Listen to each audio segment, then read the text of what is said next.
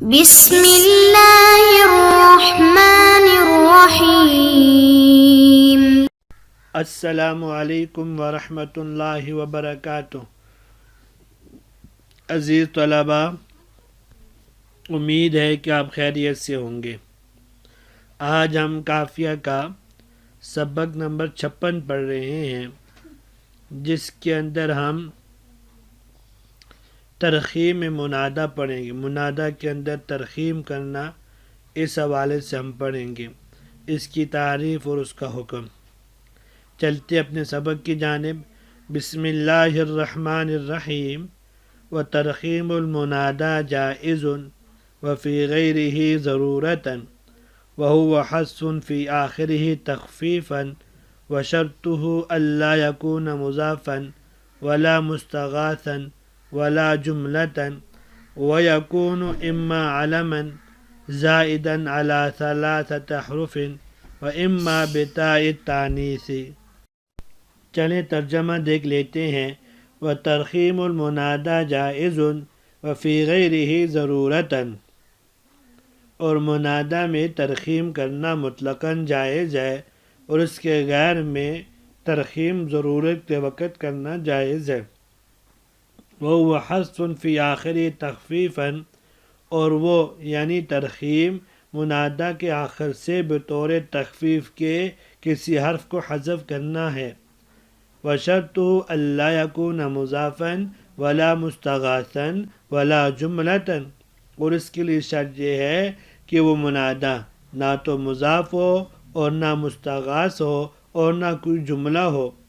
ويكون إما علما زائدا على 3 أحرف وإما بتاء التانيث، اور یہ کہ وہ منادہ یا تو ایسا علم ہو جو 3 حرفوں سے زائد ہو، یا ایسا اسم ہو جس کے ساتھ تائے تانیث لگی ہو۔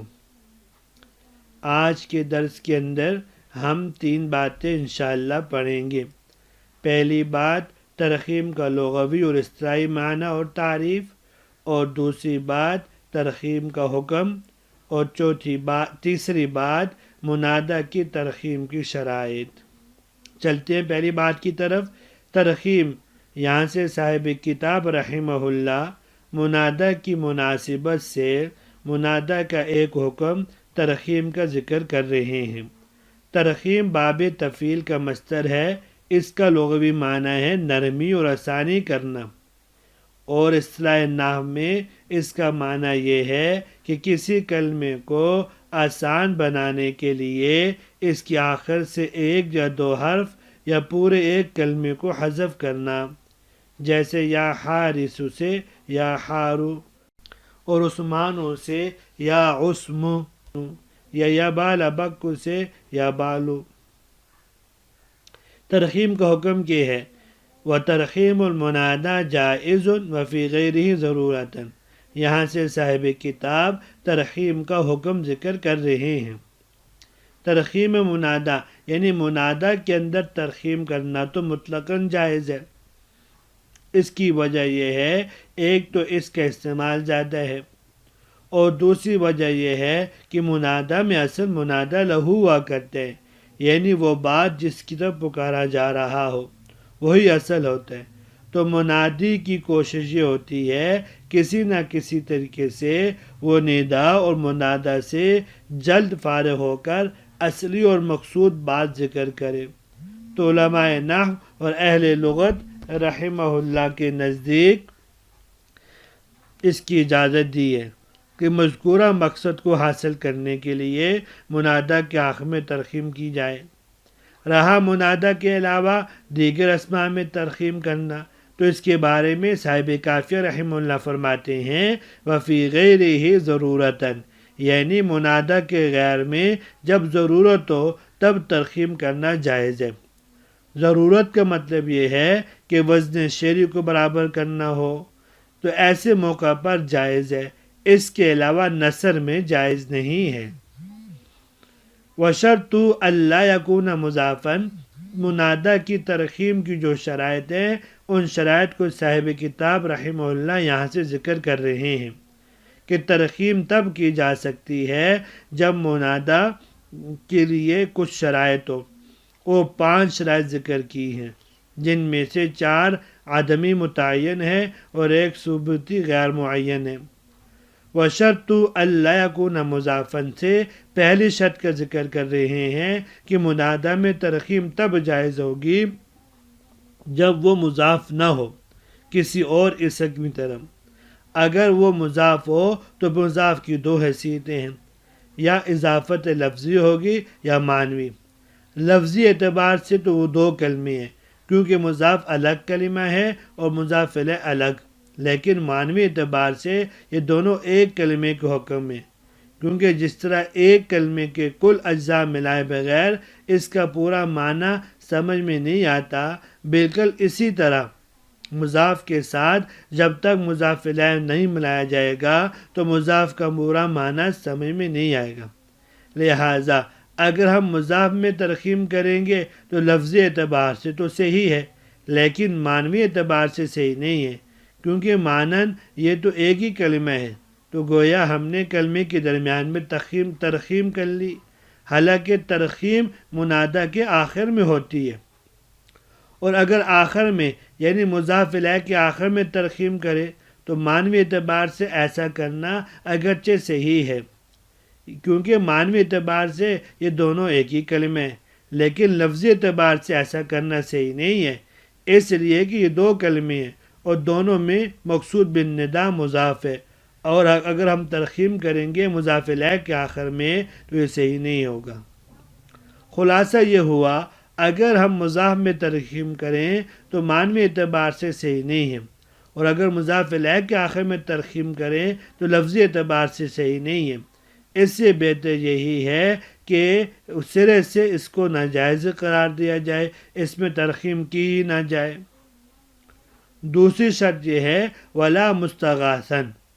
صاحب کافیہ رحمہ اللہ فرماتے ہیں منادہ میں ترخیم کرنے کے لیے دوسری شرط یہ ہے کہ وہ منادہ مستغاث نہ ہو۔ اس کی وجہ یہ ہے کہ مستغاث کی 2 قسمیں ہیں، ایک مستغاث بالالف اور دوسرا مستغاث باللام۔ اگر منادہ مستغاث بالالف ہو تو اس میں ترخیم کرنے سے 2 خرابیاں لازم آتی ہیں۔ پہلی یہ کہ منادہ مستغاث بالالف میں مقصود مد صوت ہے، یعنی آواز کو لمبا کرنا، اور جب ترخیم کی صورت میں ہوگی تو یہ مقصد فوت ہو جائے گا۔ اور دوسری یہ کہ اگر ایسے منادہ میں ترخیم کریں گے تو اس کا التباس لازم آئے گا منادہ مفرد معرفہ کے ساتھ۔ مثلا ہم کہتے ہیں یا زیدہ، اس میں ترخیم کے بعد یا زیدو رہ جائے گا، جو کہ منادہ مفرد معرفہ ہے، تو دونوں میں فرق کرنا مشکل ہوگا۔ اور اگر منادہ مستغاث باللام ہو تو اس میں ترخیم اس لیے جائز نہیں ہے کیونکہ ایسی صورت میں لام استغاثہ کا اثر یعنی جر دینا ختم ہو جائے گا، جس کی وجہ سے ہمیں پتہ نہیں چلے گا کہ یہ لام مستغاث کا تھا یا مستغاث رہو کا۔ ولا جملتن سے صاحب کتاب رحمہ اللہ منادہ مرخم کے لیے تیسری شرط بیان کر رہے ہیں کہ منادہ کی میں ترخیم تب ہوگی جب وہ جملہ نہ ہو، اس لیے کہ ایسے جملے میں ترخیم کرنے سے 2 خرابیاں لازم آئے گی جو جملہ کسی کا نام ہو۔ پہلا یہ کہ جو جملہ کسی کا علم بن جائے تو مبنی ہوتا ہے، اور مبنی کا آخر کبھی بدلتا نہیں، لہٰذا اگر اس کے آخر میں ہم ترخیم کریں گے تو جو مبنی کا حکم ہے وہ حکم کے خلاف ورزی لازم آئے گی۔ مبنی کا حکم کیا ہے؟ المبنی ما لا يختلف آخرہ بدخول العوامل المختلفة علیہ۔ اور دوسری خرابی یہ لازم آئے گی جملہ جب کسی کا نام رکھ دیا جاتا ہے اور نام اس لیے پڑتا ہے کہ وہ کسی غریب و عجیب قسم کی کسی پہ دلالت کرتا ہے، جیسے تبت شرہ ہے۔ اب تبت شرہ ہے، اسی نوعیت کا ایک قصہ وہ مشہور ہے۔ اب تبت شرہ ایک خاص واقعے کی طرف اشارہ کرتا ہے، اگر ہم اس پہ ترخیم کریں گے تو اس کے اندر وہ جو واقعہ ہے وہ فوت ہو جائے گا۔ اور اگر ہم کیونکہ اس صورت کے اندر تبت شرہ کو تبت کر دیں تو اس قصے جو قصہ عجیب و غریبہ پر دلالت ہے پہلے کر رہا ہے ترخیم سے پہلے، ترخیم کے بعد نہیں کر سکے گا۔ وَيَكُونُ إِمَّا عَلَمًا زَائِدًا عَلَى ثَلَاثَةِ أَحْرُفٍ۔ چوتھی شرط صاحب کتاب یہاں سے بیان فرما رہے ہیں کہ منادہ ایسا علم ہو جو 3 حرف سے زائد سے بنا ہو۔ اس میں 2 چیزیں بیان فرمائی ہیں، ایک یہ کہ وہ علم ہو اور دوسری شرط یہ کہ وہ زائد علی ثلاثہ ہو۔ تو علم ہونے کی شرط اس سے لگائی، اعلام میں عام طور پر اشتباہ بہت کم ہوتے ہیں۔ دوسرا یہ کہ اعلام اکثر منادہ بنتے رہتے ہیں تو کثرت استعمال تخفیف کا تقاضا کرتے ہیں، لہذا ترخیم کے لیے عالمیت کی شرط تخفیف کی وجہ سے لگائی، اور زائداً علی ثلاثہ ہونے کی شرط اس لیے لگائی ایسی صورت میں ترخیم کے بعد بھی اس میں معرب کی بنا کم از کم 3 حروف رہ جائے گی جو کہ صحیح ہے، لیکن اگر ہم پہلے سے ہی وہ 3 حرفی ہو تو ترخیم کے بعد معرب کی وجہ سے صرف 2 حرفوں پر رہ جائے گی جو کہ ناجائز ہے۔ اب صاحب غایت التحقیق نے لکھا ہے کہ کوئی اسم جو 3 حرفی ہو لیکن متحرک الاوسط ہو تو درمیانی حرکت کو چوتھے حرف کا قائم مقام بنا کر ایسے اسم میں کوفیین کے نزدیک ترخیم جائز ہوگی، جیسے یا عمرو، یہ عمرو یہ 3 حرف ہیں لیکن درمیانہ متحرک میم ہے، اس کو یا عما کہہ سکتے ہیں۔ لیکن صاحب غایت التحقیق نے خود اس پر رد کرتے ہوئے اس کو ضعیف قرار دیا اور جواب یہ دیا ہے ایسا کرنا غیر منصرف کی بحث میں تو صحیح ہے، لیکن اس کے علاوہ دیگر مباحث میں اہل عرب کے ہاں یہ عام نہیں ہے، اور جن حضرات نے ساکن الاوسط میں ترخیم کو جائز سمجھ کر یا زیدو کو یا زی پڑھا ہے تو ان کے اس قول کو اضعف قرار دیا۔